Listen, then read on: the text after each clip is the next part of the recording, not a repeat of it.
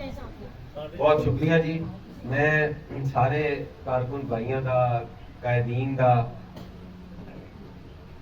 इत्थे आना और एक शहीद की याद मनाना मेरा ख्याल है ज्यादा है मैं किसी भी केक कट्टन ना लूँ।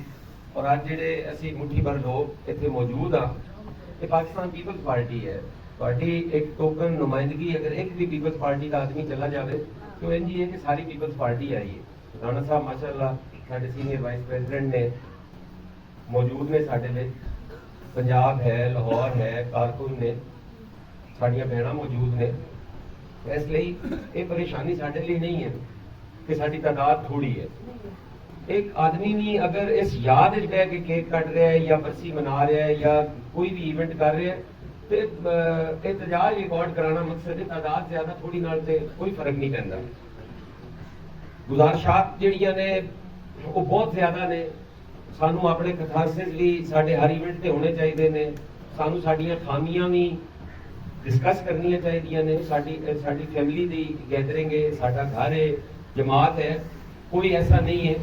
और अगर असी इहो जे मौके ते अपनी इस्लाह लई कोई बेहतर रस्ता नहीं कटांगे तो मेरे ख्याल है साडे कोल कोई मौका होर ऐसा नहीं कि जिथे असी ये कर सकीए।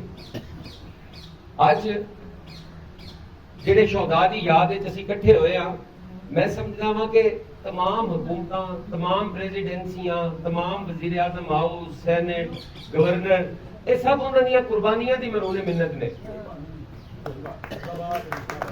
ਇਹ ਜਿਹੜੇ ਸਾਡੇ ਅਹੁਦੇ ਨੇ ਇਹ ਕਿਸੇ ਦਾ ਕੋਈ ਕਹਿੰਦੇ ਵਿੱਚ ਕੋਈ ਕ੍ਰੈਡਿਟ ਨਹੀਂ ਹੈ ਵੀ ਕੋਈ ਆਕਸਫੋਰਡ ਤੋਂ ਪੜ੍ਹ ਕੇ ਆਇਆ ਹੈ, ਕੋਈ ਕਿਸੇ ਯੂਨੀਵਰਸਿਟੀ ਤੋਂ ਪੜ੍ਹ ਕੇ ਆਇਆ ਹੈ। ਇਹ ਸਾਡੇ ਉਹਨਾਂ ਭਰਾਵਾਂ ਦੀ, ਬਜ਼ੁਰਗਾਂ ਦੀਆਂ ਖੂਨ ਦੀ ਵਜ੍ਹਾ ਤੋਂ ਹੈ ਕਿ ਅੱਜ ਵੀ ਪਾਕਿਸਤਾਨ ਪੀਪਲਸ ਪਾਰਟੀ ਸਿਆਸਤ ਦੇ ਅੰਦਰ ਵੀ ਮੌਜੂਦ ਹੈ ਔਰ ਰਿਆਸਤ ਦੇ ਅੰਦਰ ਵੀ ਮੌਜੂਦ ਹੈ। ਅਸੀਂ ਕਦੀ ਵੀ ਇਹਨਾਂ ਦੀਆਂ ਕੁਰਬਾਨੀਆਂ ਨੂੰ ਫਰਾਮੋਸ਼ ਨਹੀਂ ਕਰ ਸਕਦੇ। ਸ਼ਾਇਦ ਜਬੀਨ ਦਾ ਇੱਕ ਭਾਈ ਨਹੀਂ, ਉਹ ਸਾਡਾ ਸਾਰਿਆਂ ਦਾ ਭਾਈ ਹੈ और असी उनके दुख च बराबर दे शरीक हाँ।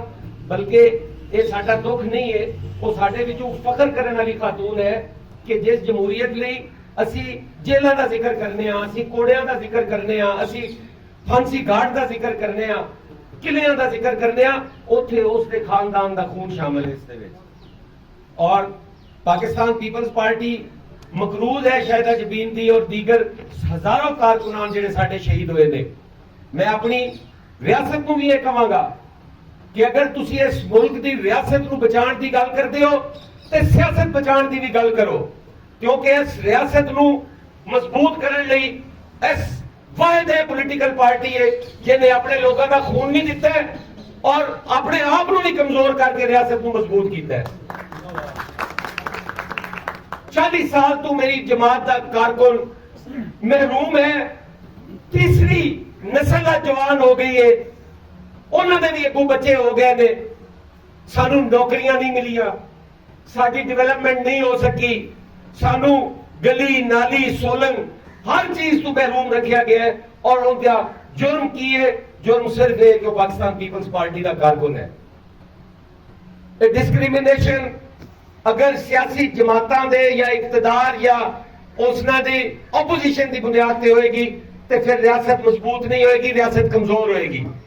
आज अगर बलोचिस्तान के अंदर महरूमियां की आवाज उठती है, आज अगर केपी के अंदर सिविल नाफरमानी का एक वजीर आला खलो के ऐलान कर रहा होंदा है तो रियासत को सोचना चाहिए कि जुर्रत क्यों हो रही है और कित्थों हो रही है। तुसी पॉलिटिकल फोर्सेस को कमजोर कर रहे हो और तुसी गैर सियासी सोच और गैर सियासी लोगों को मजबूत कर रहे हो और उन्होंने रियासत का हिस्सा बना रहे हो। पाकिस्तान पीपल्स पार्टी आज अपने शोहदा के दिन से तजदीद ऐड कर दी है कि पाकिस्तान पीपल्स पार्टी हमेशा रियासत की वफादार रहेगी। पाकिस्तान पीपल्स पार्टी अपने अफवाज के नाल खलोवेगी, लेकिन आमरीयत की सोच देने वाला कोई भी जर्नैल होएगा पाकिस्तान पीपल्स पार्टी उन्हें अपोज करेगी। पाकिस्तान पीपल्स पार्टी अफवाज पाकिस्तान के नाल है, किसी फर्दे वाहिद के नाल नहीं है। पाकिस्तान पीपल्स पार्टी इस मुल्क की बका की जामन जमात है। मैं आज उन्होंने बुजुर्गों को सलाम पेश करना कि जेड़े अपनी इस उम्र के विच भी पाकिस्तान पीपल्स पार्टी और बिलावल भुट्टो सरदारी की जदोजहद के विच उन्हां दा हरावल दस्ता ने।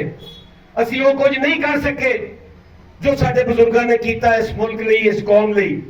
ਸਾਨੂੰ ਨੌਜਵਾਨਾਂ ਨੂੰ ਵੀ ਉਹਨਾਂ ਦੀ ਰਹਿਨੁਮਾਈ ਦੇ ਵਿੱਚ ਅੱਗੇ ਵਧਣਾ ਚਾਹੀਦਾ ਹੈ ਔਰ ਇਸ ਮੁਲਕ ਨੂੰ ਔਰ ਇਸ ਜਮਾਤ ਨੂੰ ਮਜ਼ਬੂਤ ਕਰਨਾ ਚਾਹੀਦਾ ਹੈ ਔਰ ਪਾਕਿਸਤਾਨ ਪੀਪਲਸ ਪਾਰਟੀ ਦੇ ਕਾਰਕੁਨ ਨੂੰ ਮਜ਼ਬੂਤ ਕਰਨਾ ਚਾਹੀਦਾ ਹੈ, ਕਿਉਂਕਿ ਕਾਰਕੁਨ ਮਜ਼ਬੂਤ ਹੋਏਗਾ ਤੇ ਮੁਲਕ ਮਜ਼ਬੂਤ ਹੋਏਗਾ। ਔਰ ਜਿਵੇਂ रोशन साहब ने किया, ये हकीकत है कि वो बाहैसियत इंसान बहुत अच्छा आदमी है। गवर्नर पंजाब उसकी कोशिश होती है कि हर आदमी उन्हें मिले, लेकिन कुछ मजबूरियां ऐसियां ने कि नहीं लोग पहुंच सकते।